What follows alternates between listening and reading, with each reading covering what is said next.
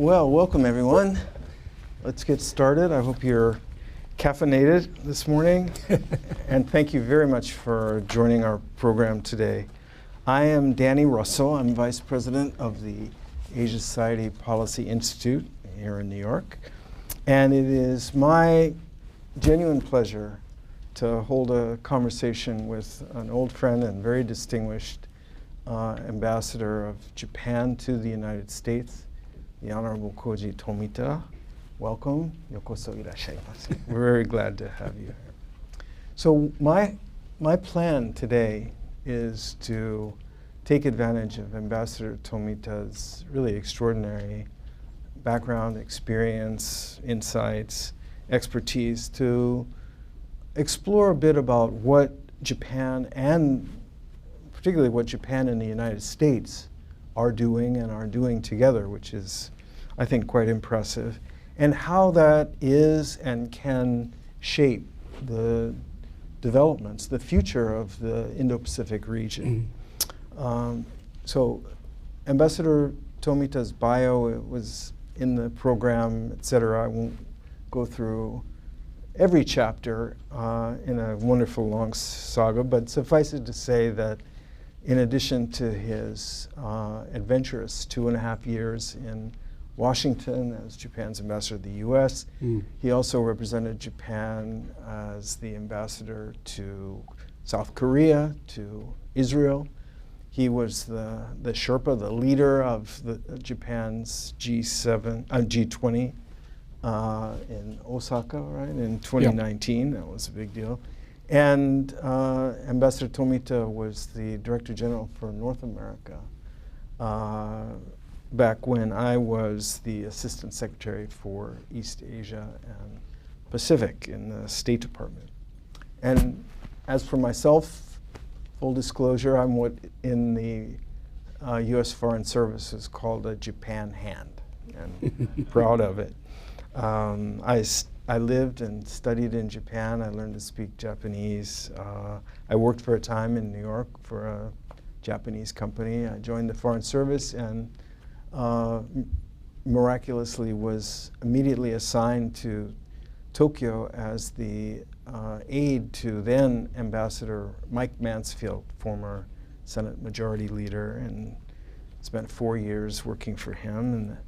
And later in my career, I came back to Osaka as the Consul General. I was briefly the director of the Japan office in the State Department before moving over to the NSC. So Japan means a lot to me, and it means a lot to the United States, to the region and the world, and this is our chance to learn from Ambassador Tomita.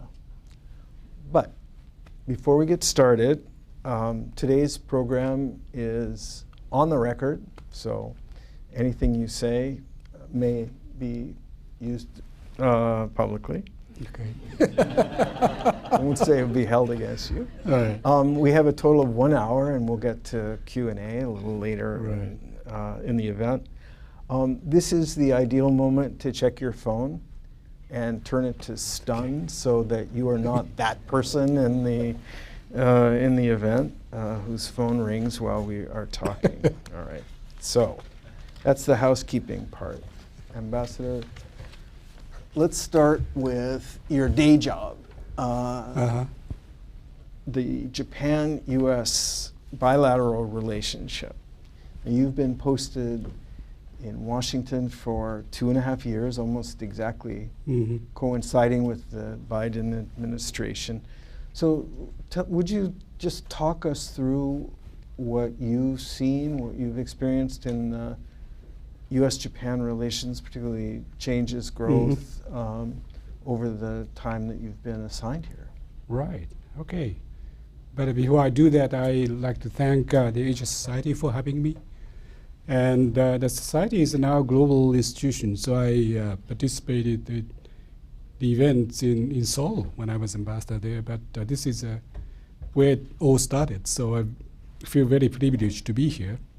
And it's great to see you again. And as you yourself explained, we worked very closely when as a counterparts in various occasions, and it's great to see you again. And now, I've been in foreign service for more than 40 years. Your generous introduction made me feel very old, you know. But a quarter of my career has been spent in dealing with the Japan-US relations. So I don't think I would call myself American hand, but I have developed certain, you know, experience in our bilateral relations. But as you said, I mean, starting as ambassador a week after the inauguration, you know, of this administration, quite frankly, I have never seen such a close alignment of you know, policies on right across the board before, and that's a reflection of how close we are working on not just on bilateral issues but global issues as well. And how this has come about, I mean, there must be a number of reasons. I think certainly evolution in global environment has brought us closer, you know, particularly increasingly concerning security picture in Pacific, including the strategic challenge posed by China, of course, is a very important common concern that have driven many of policy initiatives. But we also look beyond what's happening in the region. We work shoulder to shoulder on, for instance, question of Ukraine, for instance. So evolutionary international environment is a very important factor. But at the same time, I think Japan could take some credit and putting in place increasingly proactive stance on many policy challenges, including some of the defense policy reform adjustment we initiated in recent years, including the latest defense policy review, which will practically double our defense spendings in the coming years. And also, I mentioned the question of Ukraine, our support for the international efforts. And also, my time as ambassador coincided with the period of very active U.S. engagement with the region. You know, there have been a number of initiatives, Quad, trilateral, you know, APEC, and so on and so forth. That created an environment where Japan could offer, you know, its expertise, knowledge, in the region, so that we could work more effectively as a team for these initiatives. So that's another reason why we have seen such a close alignment of policy. And lastly, I cannot overstate the importance of the exchanges we have developed over the years. You know, we are now the largest investor as a foreign investor in this country. And when I visit practically every quarter of this country, you see the very close exchanges taking place, business, culture, youth exchange, and so on and so forth. So we have built an alliance from ground up, and that's a foundation for such close relations we enjoy today. Well, you covered a lot of ground, and I want to come back to a number of the issues that you raised, including defense. But let's just on the issue of exchanges. I mean, I agree that there's tremendous integration culturally, socially, educationally, and nobody can walk down a street in Manhattan without passing a sushi restaurant and 2 ramen shops. There's manga, anime. I mean, Japanese culture is pretty deeply embedded in the U.S. right now. But what about actual people-to-people exchanges? I mean, has it, even before the pandemic, I think the number of Japanese students, even though the tradition from way back when of Japanese executives coming to the U.S. along with their investment, that seems to have dwindled. Well, people-to-people exchange remains very strong. Although we had experienced some setback during the pandemic, of course, that has restricted exchanges quite substantially. I know there has been concern expressed about the declining number of students studying in the United States. Mm-hmm.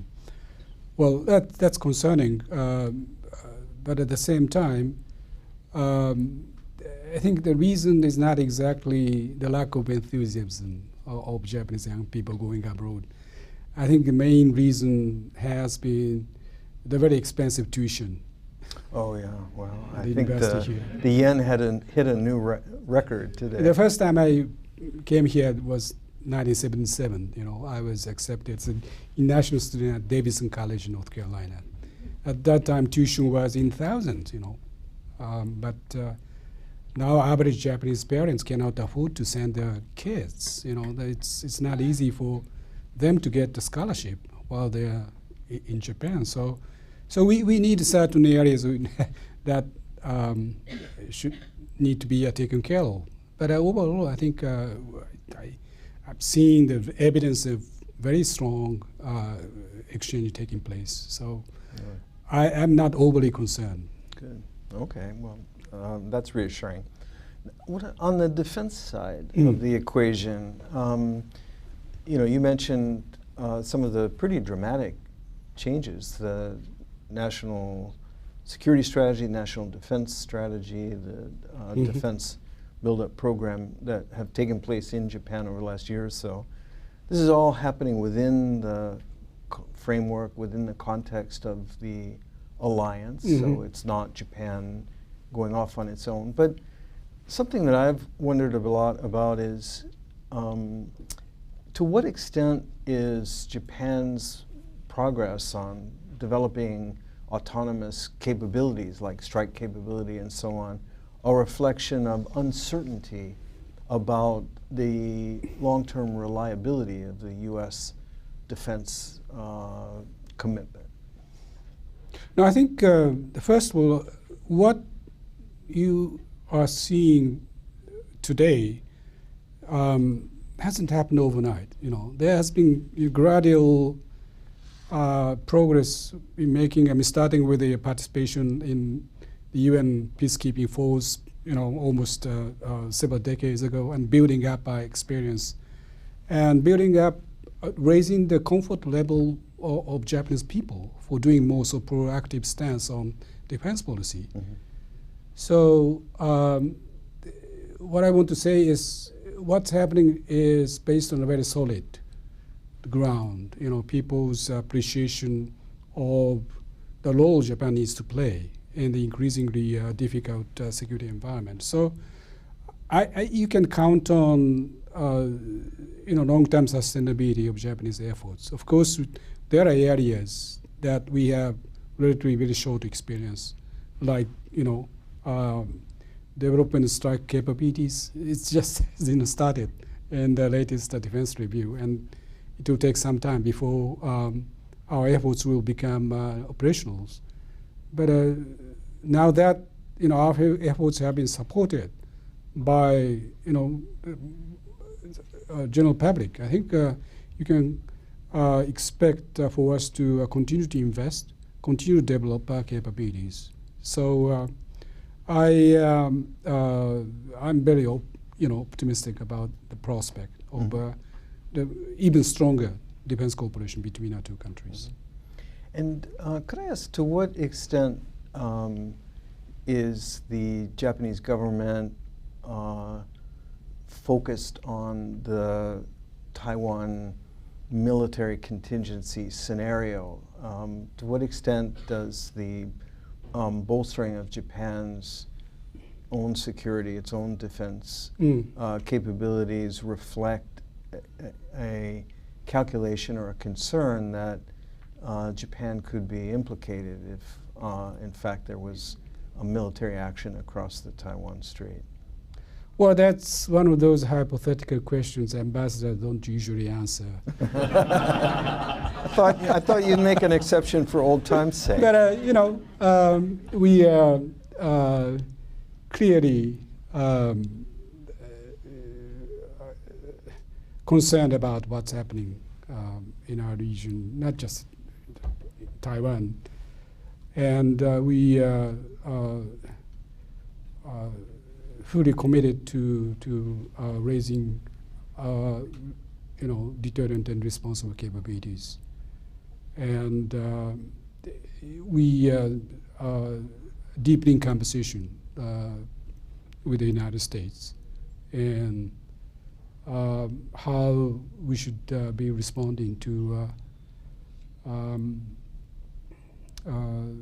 number of scenarios that could unfold in the region.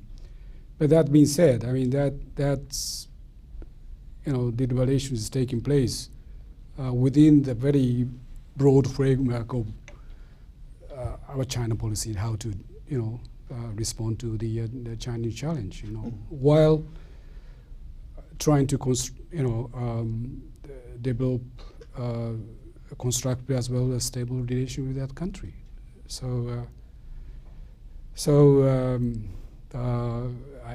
I don't think I should go more than that, particularly in that case, on the record right. event like this. All right.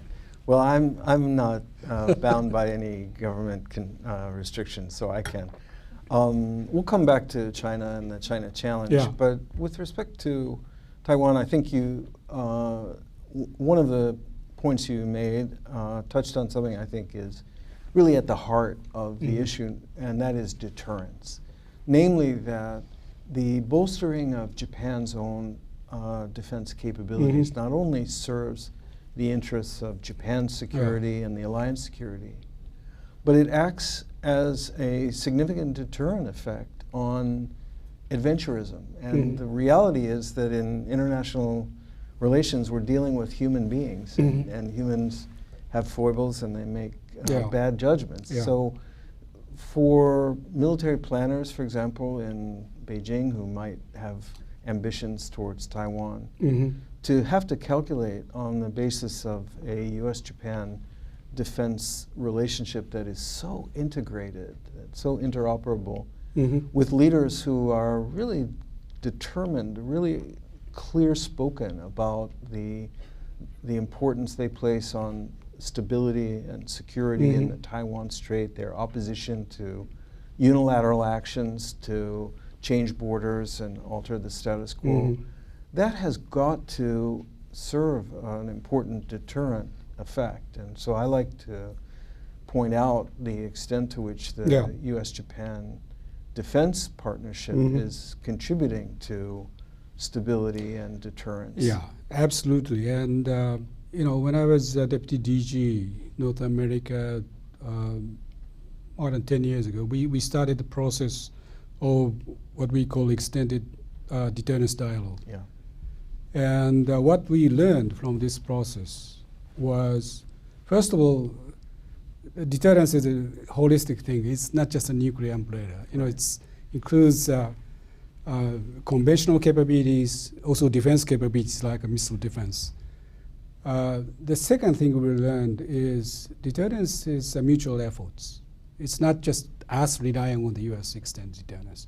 We have to do our share to make our defense efforts as an effective deterrence, as you pointed out. So that's the reason why we are trying to raise our capabilities, including the defense policy review we just talked about.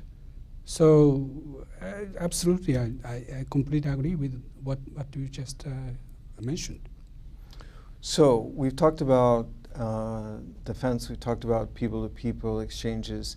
You touched on the integration of our economies, but you haven't mentioned the dreaded T word, trade, or the other dreaded T acronym, TPP, now CPTPP.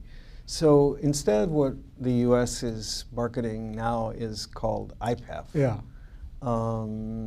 And can you give us the Japanese perspective on, on the trade relationship? Yeah, of course. I don't think I should remind you, how TPP started. I mean, yes, I was there. You are among the early architects, and this TPP was the American brainchild. I mean, it took some time before you took us into participating in negotiations. So, and the strategic vision was, was an expression of U.S. commitment to the leadership role in the development of open and rule-based trade and investment in the region. But the unfortunate thing is, discussions about trade has become so toxic in the U.S. politics. This strategic value of trade has been lost in this conversation. But I think things are starting to change. I try to engage senators, members of Congress, and I think there's been this strategic appreciation trade is coming back, partly because of the increasing concern about the security picture in the region. That being said, I am realistic enough to think that there's no immediate prospect for the United States coming back to regional trade negotiation like CPTPP. IPEF, it's easy to denigrate the initiative because it lacks market access component. And engagement needs to be accompanied by tangible benefit. Yeah. And from the perspective of trading partners, tangible benefit should include market access. But that being said, it's a very important step. It's a reiteration of the U.S. commitment to this leadership role. And also, IPEF allows us to address some of the interesting areas like digital trade. Yes. And also, more importantly to my mind, is it deepens the conversation about the issues like labor standard, environment, things like that. And if you want U.S. to be back in the fold of trade conversation, we need to have a deeper understanding of these issues among the partners in the region. So I think this is a meaningful preparation for the future U.S. involvement in trade discussion. The problem is China has been very active in engagement in trade and investment area. Now they are a member of the framework called RCEP, yes, which is not as high a standard as CPTPP. And China is also among the applicants for the CPTPP. So for the United States to regain its initiative in this area, there's a time element, I think. So we are very much hopeful that there'll be deepening of conversation on this issue in the U.S. politics in the coming years. Well, very well said, and I wish you well in your work on the Congress, because that's really where the significant resistance has been. I remember years ago with Mike Froman when he was the U.S. Trade Representative, yeah, now down the street at yeah, CFR, yeah, going to see members of Congress, and I was the one making not the trade argument, but the strategic argument, as you said, so we will see. Shifting gears a little bit, yeah, I want to bring our neighbor Korea into the conversation. We've got distinguished Consul General here today.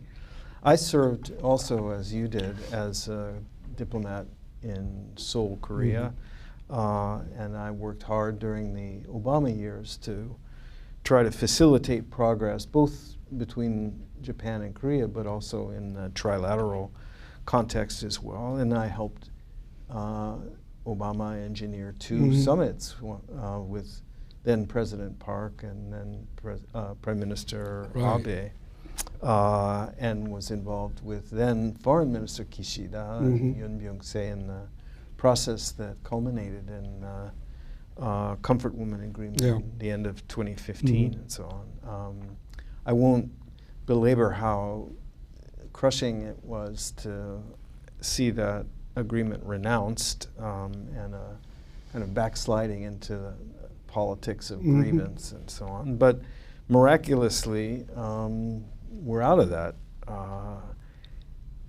And I've been genuinely impressed by the tremendous progress that both President Yoon and Prime Minister Kishida have made in advancing reconciliation, putting it on a footing that hopefully can be sustainable. So tell us, if you would, what the process has looked like from your perspective, and particularly what was it like being inside the cabin at Camp David? Well, it was a truly historic and impressive event. You know, it's a lot of symbolism, you know, and some of the scenes were almost poetic. You know, the leaders disappearing into the greenery after the press conference. It's like watching the end of a film. But at the same time, I think the meeting was very rich, not in symbolism, but also in substance. Leaders have accomplished several important things, including greater, coordination between the two alliances. If you look back, the U.S. ROK alliance, U.S. Japan alliance, I think two linchpins of the stability in the region. But we have been doing this more or less independently because of the lack of communication, coordination between Japan and ROK in defense areas. But now we are trying to create a synergy of what we do in these two frameworks, doing multi-domain exercises, sharing missile launching data and so on and so forth.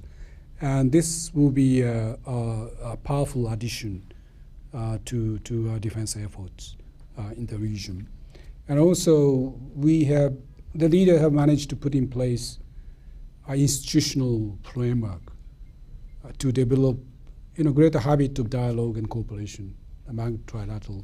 So the leaders are going to meet annually, ministers are going to meet annually, national security advisors are going to meet annually.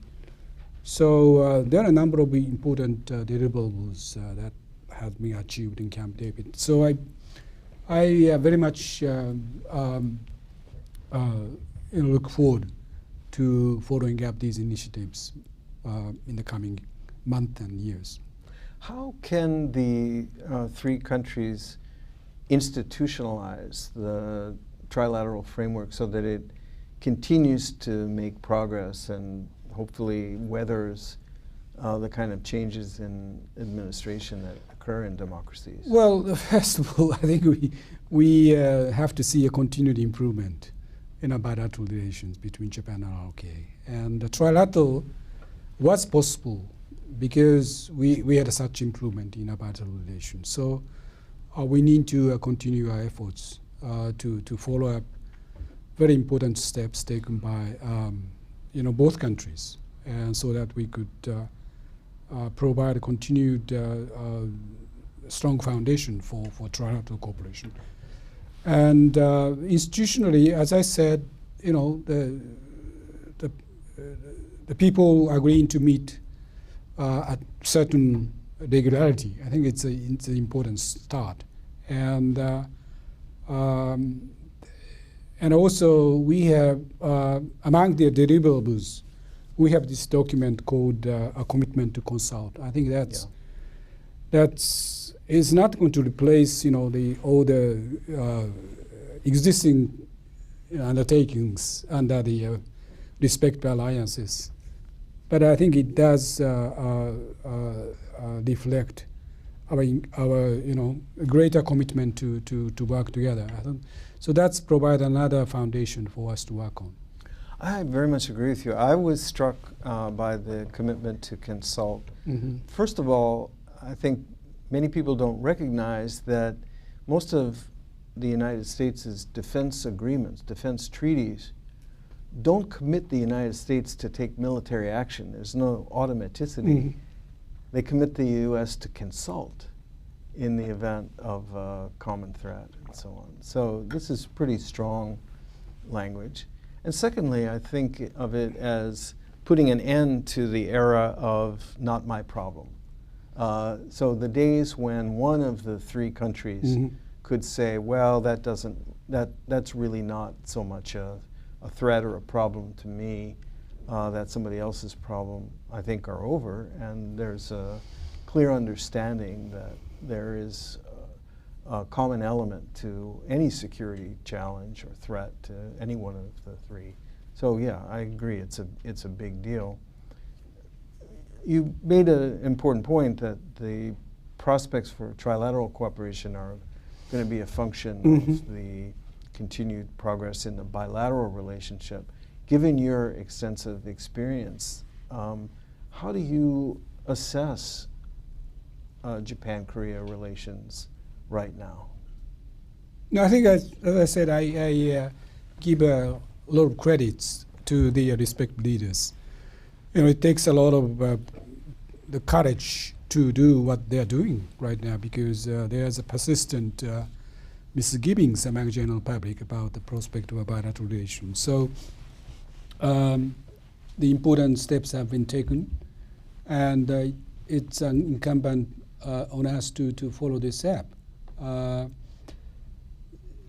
When I was ambassador in Seoul, my mantra was patience and optimism. It takes a lot of patience to see improvement in our bilateral relations. After all, it took 20 years before we normalize diplomatic relations after the end of colonial rule. Another more than 30 years before we agreed on this landmark joint declaration by Prime Minister, Obuchi and Kim Dae-jun. And then another more than 20 years before we see the latest approachment. So it takes a lot of patience. But at the same time, during these landmarks, you have a lot of turmoils, ups and downs in a bilateral relation. But despite all that, the two peoples, Japanese people, Korean peoples, found a way to develop one of the closest exchanges that take place between any two countries in the world. So there's you can have a hope and optimism in that. So, we expect further ups and downs down the road, but at the same time, long term, I'm very optimistic. Great. All right. Well, that's encouraging. That's very encouraging. Do you think that there's room for progress in Japan-Korea cooperation in technology? Both Japan and Right. Korea are Right. tech powerhouses.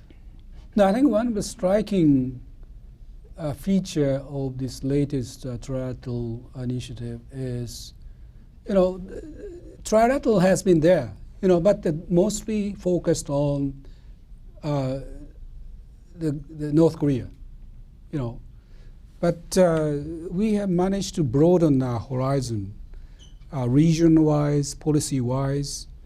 So we are looking the security situation beyond Korean Peninsula right now, in Pacific. They even discussed Ukraine in cabinet, David. And also policy-wise, we are addressing a number of broader issues, and including the question of economic security and technology. And it makes sense because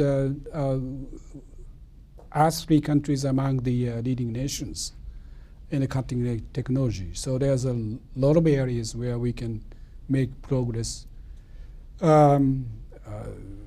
Number of areas: supply chain, export control, all research cooperation, and so on and so forth. although we need to find a way to engage the business community effectively to make concrete progress on these issues. But there's definitely a good potential there. So we've talked about the bilateral, we've talked about the trilateral. If we expand it a little bit, there's also the Quad. Right? Okay. Right now, your Prime Minister and the U.S. Vice President are in Jakarta for the East Asia Summit, ASEAN meetings.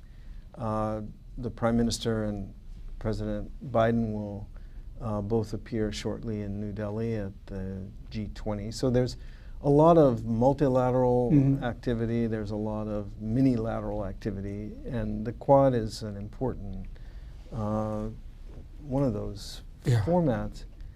The Quad, I'm actually a big fan of the re-engineered Quad that the leaders have been engaging in, and I think that India's participation, active participation, has made a tremendous contribution. But I will say that over the last year and a half or 2 years, we've gotten a lot of announcements out of the Quad. How much actual delivery has there been in terms of the commitment to provide public goods to the region? No, I think,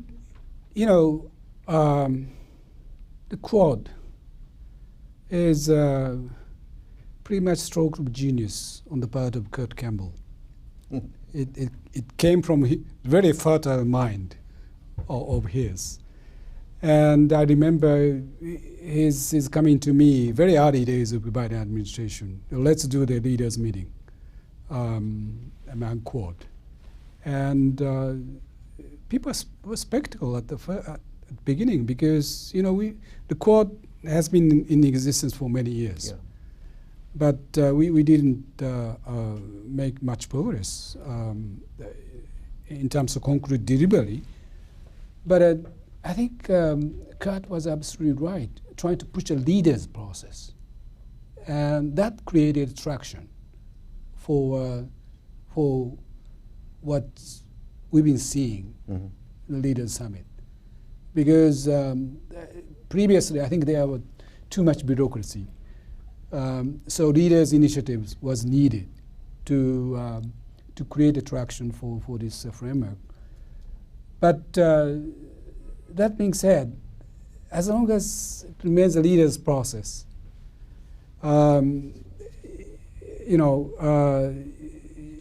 you need to develop the supporting structure, the habit of dialogue, habit of cooperation at many layers of exchanges among the four countries. And those are not, well developed so far. So I think it takes time before we starting to see a concrete outcome.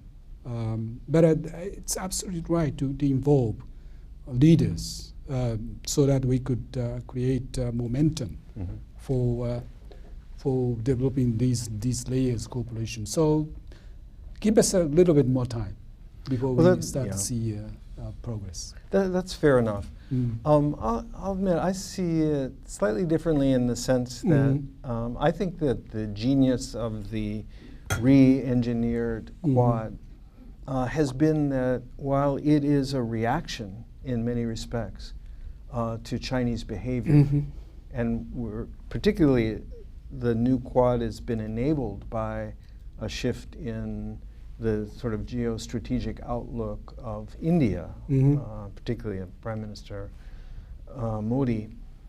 It's not about China. It's not focused at China. Instead, I think very wisely, it's focused on providing services and benefits to the countries in South Asia and Southeast Asia, in the region, and demonstrating that democracies deliver. And that's a very powerful message. No, I think absolutely.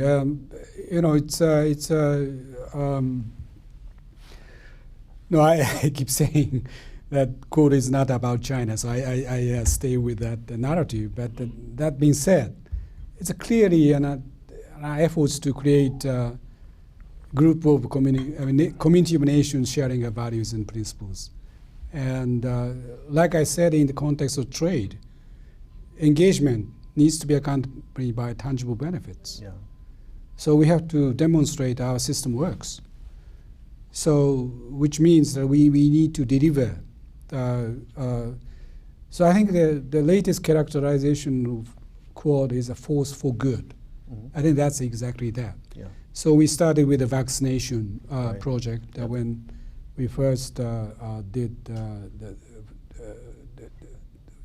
the summit meeting. Mm-hmm. But I think we need to continue with these efforts. Couldn't agree more. Yeah. So the Quad is not about China. It's not focused on China. This panel is not about China, but Mhm. let's talk about China. Yeah. And then let's go to Q&A, because I'm sure there are Right. many people who want to ask you things.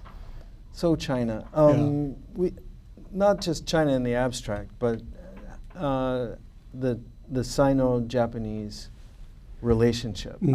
I have to say that I have been struck by the just sheer intensity of the propaganda campaign by Beijing focused on the release of treated water from Fukushima, and you can't get past the, let's just call it what it is, hypocrisy, in that I know China has something like 50, 55 nuclear reactors along its coastline.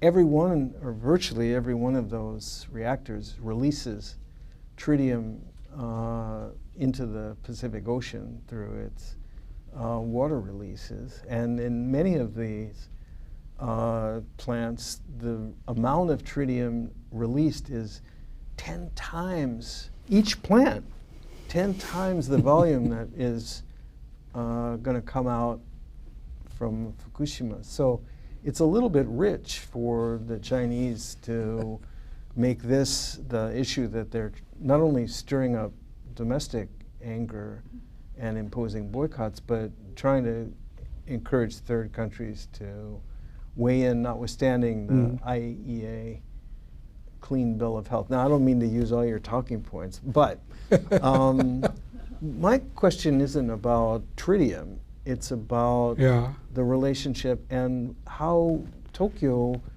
interprets what Beijing is trying to do. No, I think it's very difficult to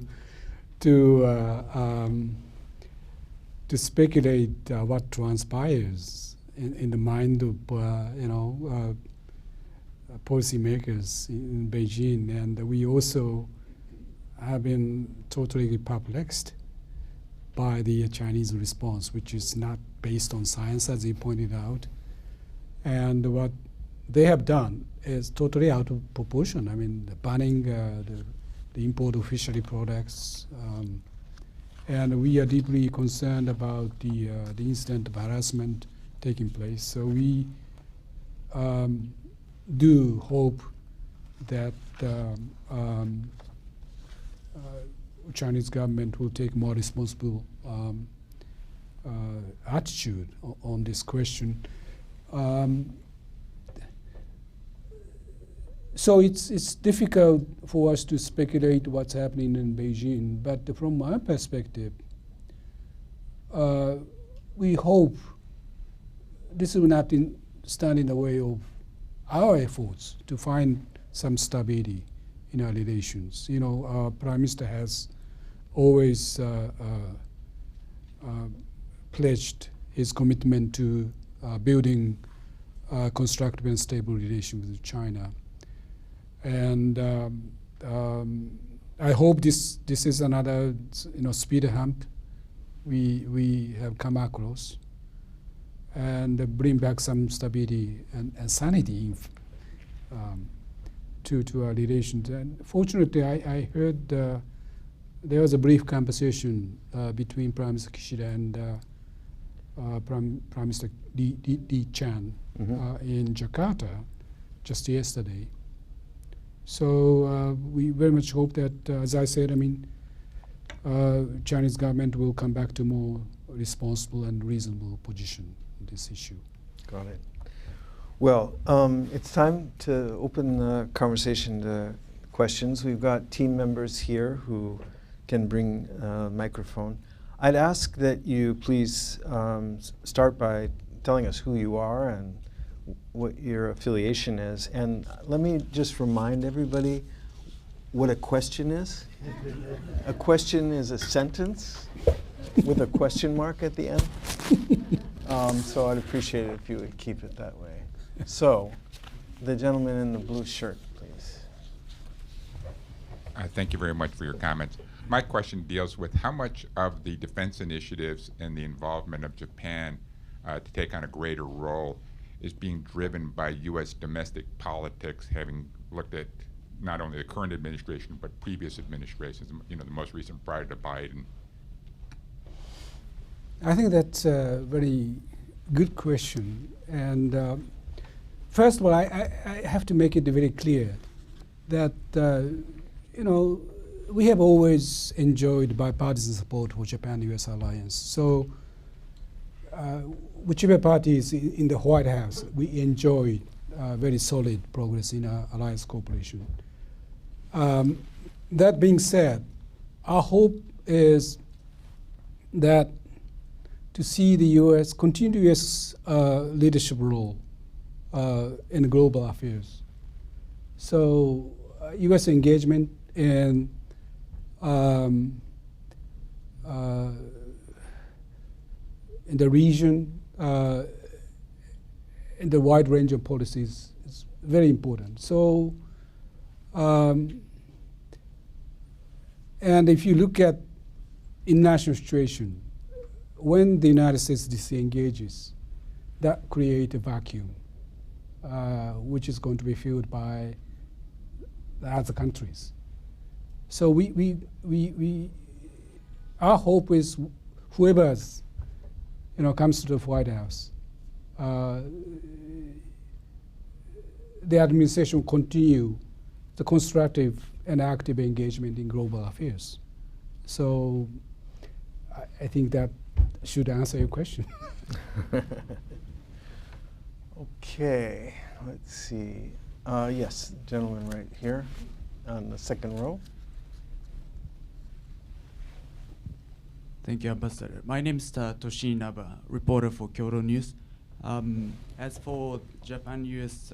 alliance, it seems everything is going well with the improvement of a relationship between Japan and ROK.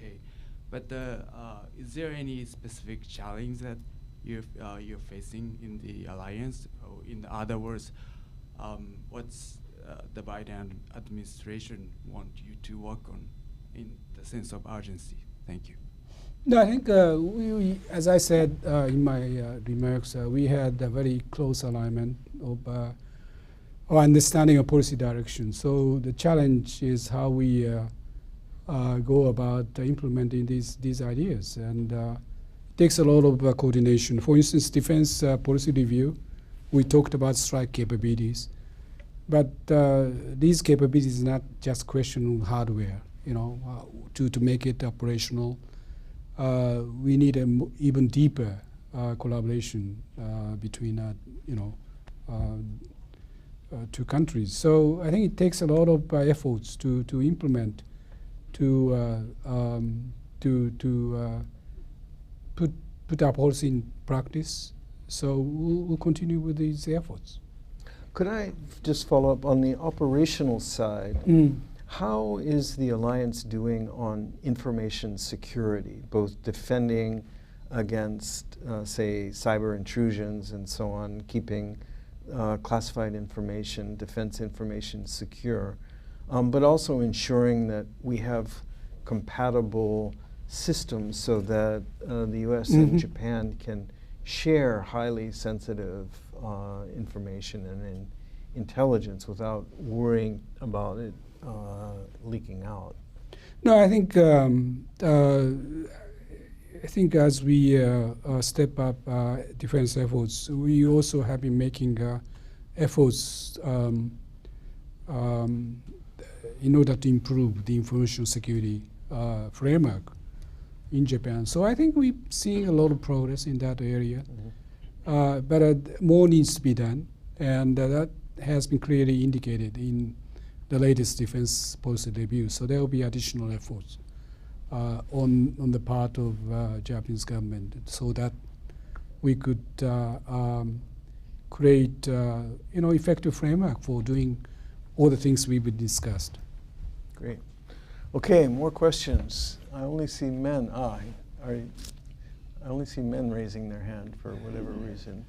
Okay, in the very back. Yes. Oh. Thank you for taking my question. My name is Ikuko with Fuji TV of Japan. What is your take on Kim Jong-un's reportedly upcoming visit to Russia, and how does that change the dynamics in the region? Thank you. That's a very difficult question. I don't think I have seen enough analysis done on that particular question. The only thing I would say is both leaders have not many friends in the current global environment. So for that reason, I think they are drawn to each other. But what this meeting has accomplished, I don't think I have enough intelligence to make any insight. Well, I would add, I think that it is a reflection of the desperation on the part of Mr. Putin that he needs to turn to a pariah like Kim Jong-un for military support. And the kind of support apparently that he's seeking is very basic, almost primitive items like artillery shells and so on. I think, well, Putin himself is a pariah, so you could say this Vladivostok will be a pariah party. But that's not a good thing by any stretch of the imagination, and it's a further indication of how far out of the legitimate global system both Putin and Kim Jong-un have fallen. That collaboration is a godsend for North Korea, which has always aspired to be treated like a serious power. So I think it's very concerning. Yes, sir.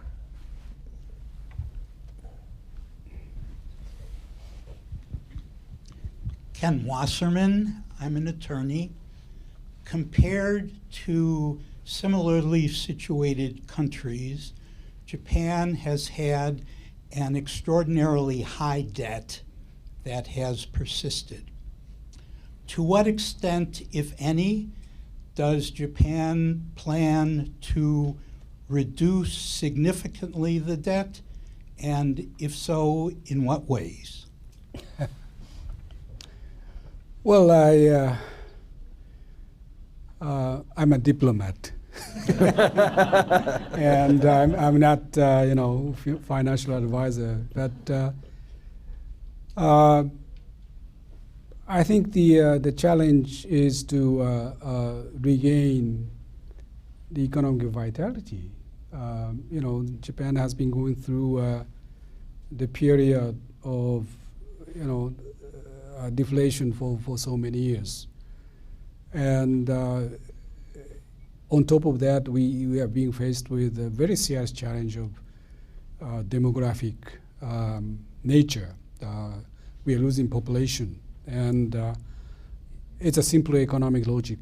If you lose a productive population, your economy is going to shrink. So I think that's the reason why Prime Minister is making an effort on a number of policy fronts to revitalize our economy. So the question of financial soundness, I think, is a part of the broader question of the efforts to raise our economic performance. Great. I think we have time for one more question. Yes, the lady in the light blue right there. Thanks. Michelle Caruso Cabrera, and apologies for another financial question, but a follow-on to that. Japan's perhaps the only advanced economy in the world that continues to suppress interest rates to such a large degree, while interest rates in the rest of the world are going up due to inflation. You even have inflation in Japan. It's hit 4%. I mean, we should throw in some party hats. To what degree does that conversation, does that situation impact your diplomatic relations and outreach, and how much do you think about that as you think about defense spending, et cetera? No, it's like I said, I mean, we are going through a very extended period of deflation, and we are trying to create, I think, 2% inflationary rate through our policy efforts for so many years. But now, I think that's the first time in many years. I think we have realistic possibility of turning to sort of more inflationary phase. I mean, for a number of reasons. So I think, I'm sure, again, I'm not diplomat. I'm not diplomats. I'm not central bankers. I think there'll be. I think our people in our central bank and Ministry of Finance are looking at the situation very carefully and trying to find out whether there's any specific policy response to consolidate what's happening right now. So it's too early for us to speculate what is going to happen. But I sense there's an opportunity out there right now. Great. Well, look, this is New York, so it's inevitable that you're going to get financial questions. I think we can agree that we need a program with your finance minister on the stage coming up. Of course. Well, speaking of which, people have got to get to work, ourselves included, and our time has run out, regrettably. This discussion will be posted on the Asia Society and the ASPE websites. It'll be on our Facebook channel, our YouTube account, and so on. I hope that everyone who has come and everyone who's watching will sign up for the Asia Society newsletters. We'll keep you posted. Or better yet, join the Asia Society as a member, and you'll get even more access to our arts and culture, our policy, and our educational programming. And I also hope that you will come back and join us on October 20th when we have the U.S. ambassador to Japan up on this stage. Rahm Emanuel is going to be in town, and he's agreed to come and join me for a program next month. So I hope you'll be able to show up for that. In any event, thanks for coming, and please join me in thanking a really wonderful diplomat, not a central banker, Ambassador Koji Tomita. Great. Well, thank you. Thank you. It's been a great pleasure. Thank you.